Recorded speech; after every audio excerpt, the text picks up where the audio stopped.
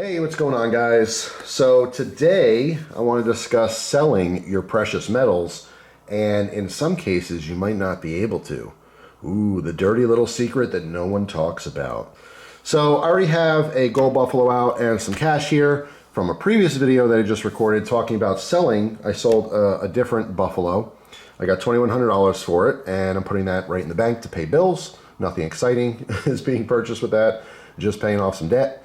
But I want to make this video talking about the chance that when it comes time to sell your precious metals, you might not be able to, or at least not easily. All right. So this is a scenario that not a lot of people really focus on too much. So what I'm talking about is when SHTF happens or before SHTF.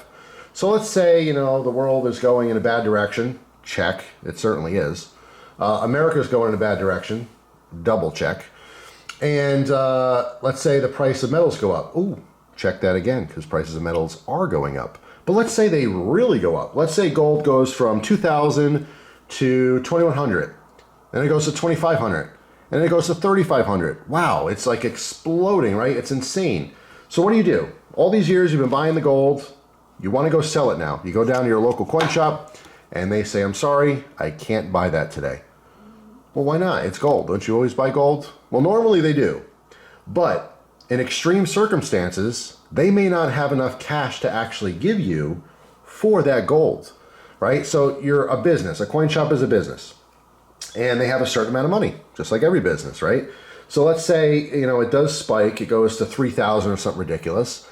You know, you're not the only person going to the coin shop with gold. There might be a point, and this would be very, very, very rare, mind you. I'm not even concerned about it, but I want to bring this up so people understand it.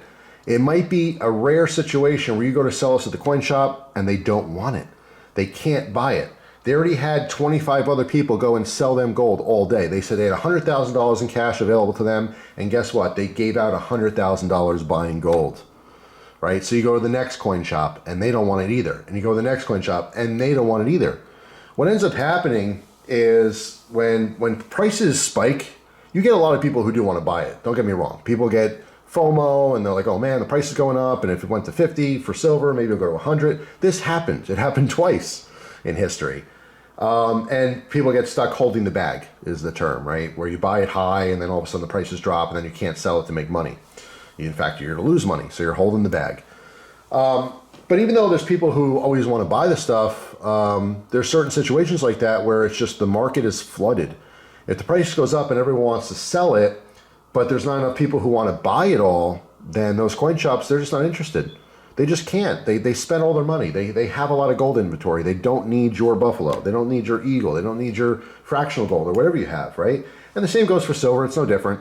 You know, let's say silver price goes up, whatever, and your local coin shop spend, you know, $80,000 buying silver all day because everyone's selling it. Now, even though there's people coming to buy it, the people buying it aren't as plentiful as the people selling it. So there will always be that chance where you cannot easily sell it locally, right? That becomes an issue. So now what? Now you got to turn to the internet. Well, the internet is a fantastic source. You know, in fact, it's better. You almost always get more money on the internet than you do from your local coin shop because you have so many collectors. They value premiums. You know, maybe your coin is special. You know, this is 1 ounce of gold, but it's a gold buffalo. People like gold buffaloes. They collect them. Right? Maybe you have a certain year that someone's looking for the collection. They're worth, you know, more to that person. But it's SHTF, right? So what happens if the internet's down? Ooh, that EMP attack finally happened. And guess what? No one has a computer. And you can't even go very far because you're riding your bicycle because your car doesn't work, right? The CPU in your car died or ECU, whatever. So, you know, the battery, whatever happens in an EMP attack, it messes up your vehicles, right? So now you have people literally walking and riding bicycles to the coin shop to sell all their precious metals that they stacked up for years.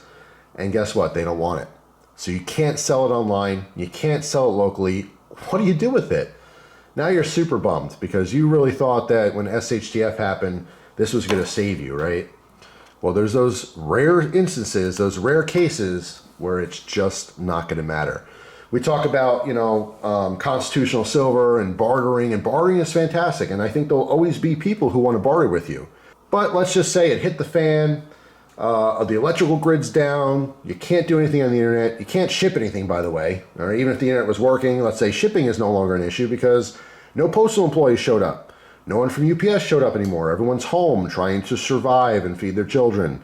They're not picking up your packages anymore. You know what I'm saying? You can't buy postage anymore. That's not a thing. Imagine that. You can't ship anything anymore. Crazy, huh? Well, that's what we're all talking about. We're talking about the end of the world here, right? Or at least a really, really bad situation where you just don't have a normal functioning society. So now you're left with just barter. Now, bartering's good. But let's say no one in your neighborhood really ever stacks silver. They just don't care. They never stack gold. They just don't care. A lot of people bring up the fact that people won't want this stuff. People will always want this stuff. I definitely argue that. But how many people? How far are they from you? You know, in your neighborhood, let's say there's 100 people in your neighborhood. If no one in your neighborhood happens to see any value in gold in SHTF, what are you going to do with it? It's worthless. I mean, that's the chance we take because, again, these scenarios, I think, are super, super rare.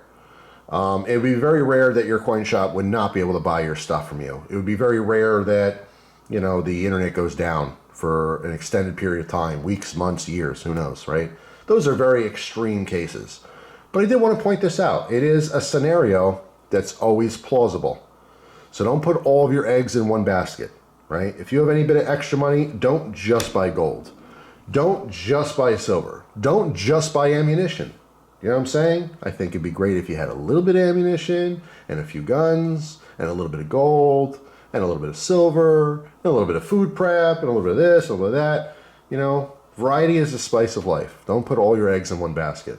I'm just speaking specifically to the people out there who might just invest in one particular thing and really bank on that working. And there's so many different scenarios that you cannot think of and pre-plan for. And this is just one of them. You put all your extra money into gold. This stuff is worthless at this point, right? There's no internet, there's no banks, there's nothing. It's just this stuff is, no one cares. This is garbage. And all you're left with is this. You didn't buy any ammunition. You don't have any backup firearms. You don't have any food preps. You don't have any water purification. You don't have any shelter. You don't have any heat in the winter. All you got is this stuff. And then you were hoping, you know what, when this day comes, everyone around you, the guy with the ammunition is going to take it, but he said no. The guy with all the food said no. You know, no one cares. No one wants it. And then you're stuck holding the bag. So have a little variety. That's all. That's kind of the point here. I think it's fantastic to have this kind of stuff. You don't have to have a bunch of money to have gold. I've said this before too. You can get 1 gram of gold right now, probably, I don't know, 75, 80 bucks, something like that, depending on where you're getting it. Or you can invest thousands. It just depends on your unique situation and your financial position. But I think that you should stack both gold and silver. I think you should think about things like firearms and ammunition. But, you know, some people just go heavy on one and zero on the other. You know, I know guys who have no gold, but they have, you know, 10,000 rounds for 15 different calibers. You know, and then I know guys who have a big pile of gold and no firearms. You know, I think both positions are a mistake. That's all. So it's just a little bit of food for thought. You know, right now in a functioning society, yes, you can always find a coin shop that will give you money for your gold.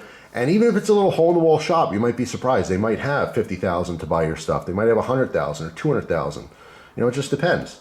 But yeah, just something to think about there. Something that a lot of people don't talk about. The stacking community is a wonderful community, and they pinpoint so many different scenarios, but it's something I don't see talked about often. I'm not saying no one ever mentioned it, but it's not something that's focused on heavily. Is the fact that there might be a situation where all that pretty shiny metals is useless and no one's going to care about it. And it's not going to get you what you're looking for.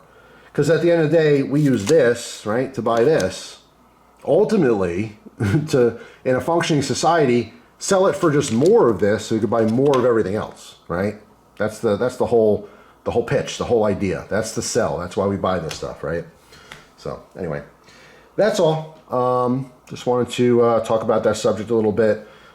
There's a lot of scenarios. There's a million things that can happen. I think about all kinds of stuff. Like, you know, if the dollar collapses, no one's going to care about this anymore. Let's say America's collapsing. Let's say you want to get out of the country. You want to go to Canada. You want to, you know, go somewhere else around the world.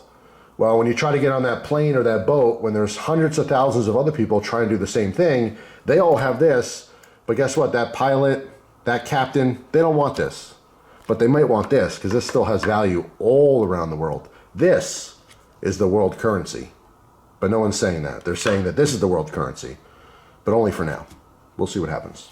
Anyway, that's it. Hope you guys have a fantastic day, and I'll see you tomorrow with a brand new video. Take care.